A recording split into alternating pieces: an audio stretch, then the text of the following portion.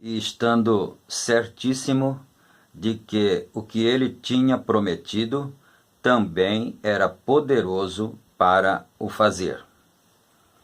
Essas escrituras encontram-se na carta do apóstolo São Paulo aos Romanos, capítulo 4, versículo 21.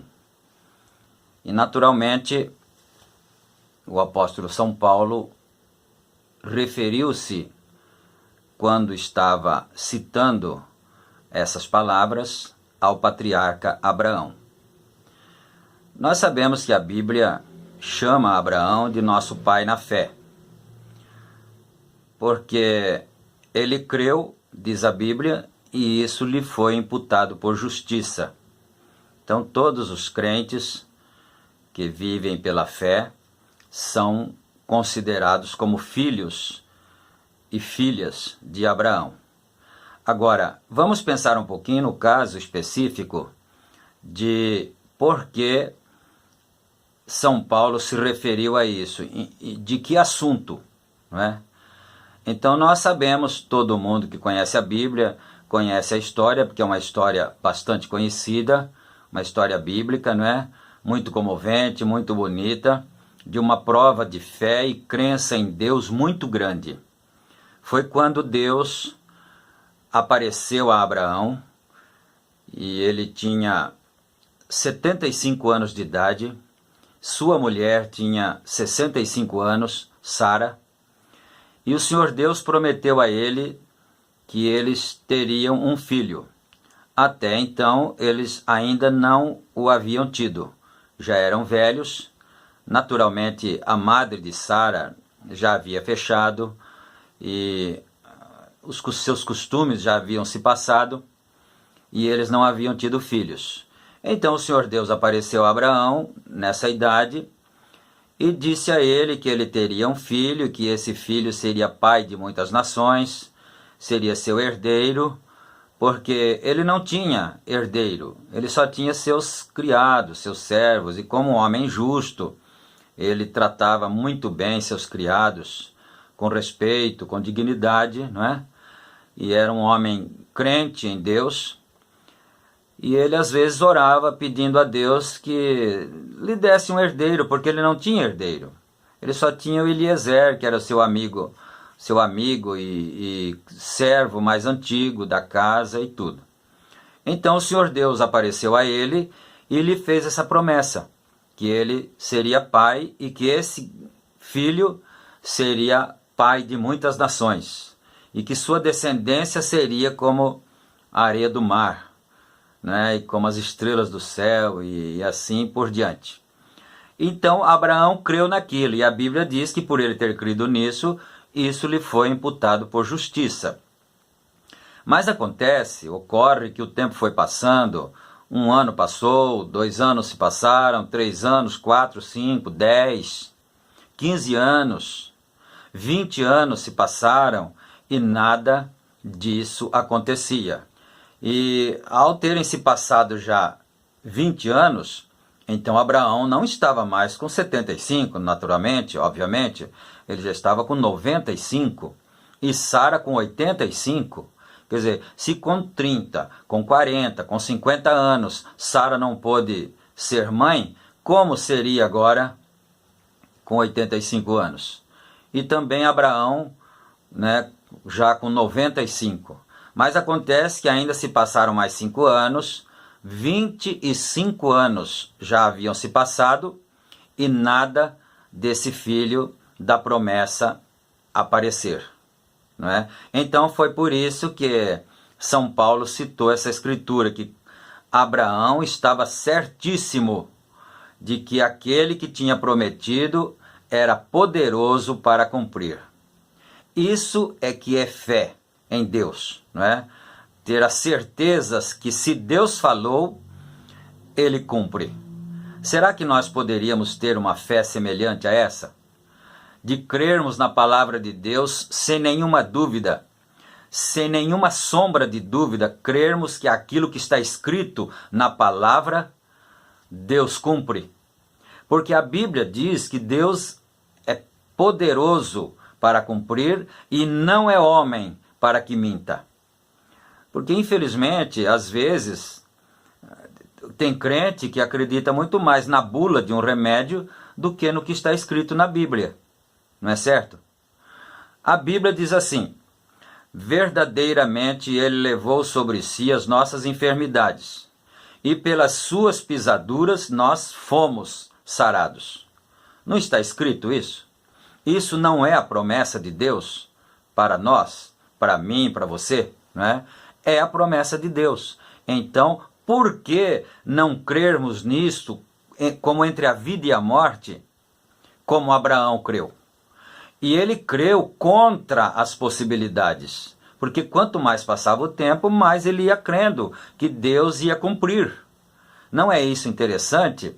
Porque esses dias atrás, algum tempo atrás, nós gravamos um vídeo falando sobre a fé, que a fé é o firme fundamento das coisas que se espera e a prova das coisas que se não veem.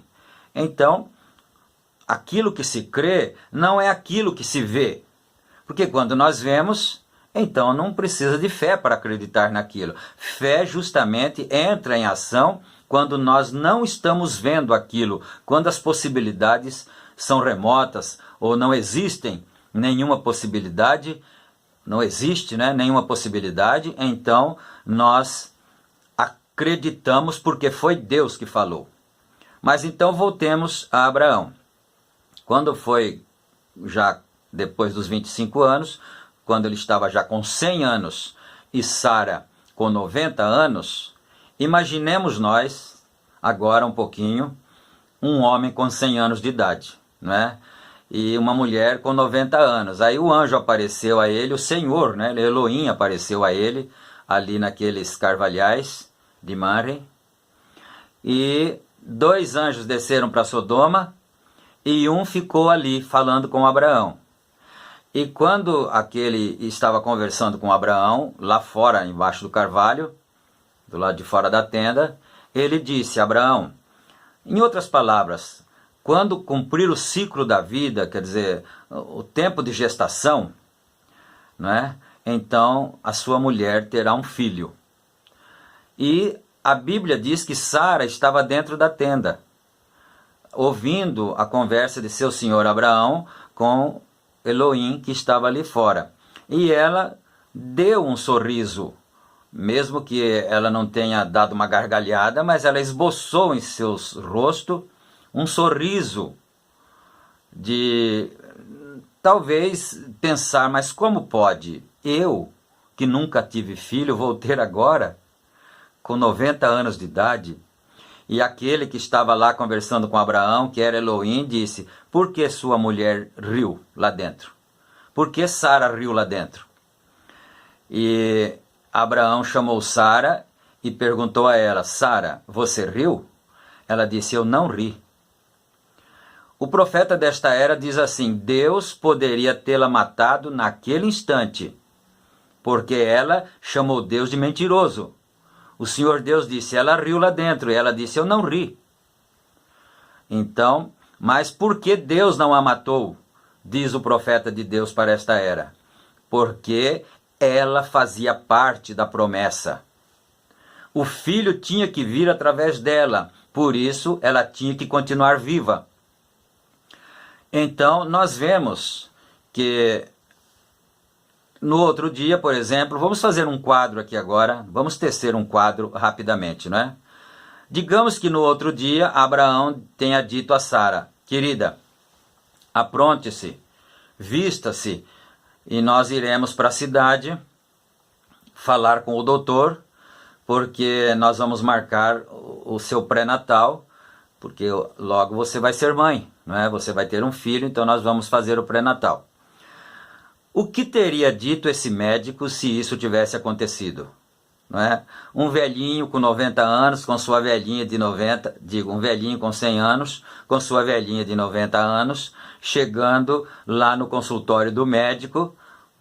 É uma hipótese, nós estamos tecendo um quadro apenas, No consultório do médico da família, diz: doutor, eu trouxe minha esposa porque ela está grávida e nós queremos fazer o pré-natal para que o bebê nasça perfeito, com saúde e tal.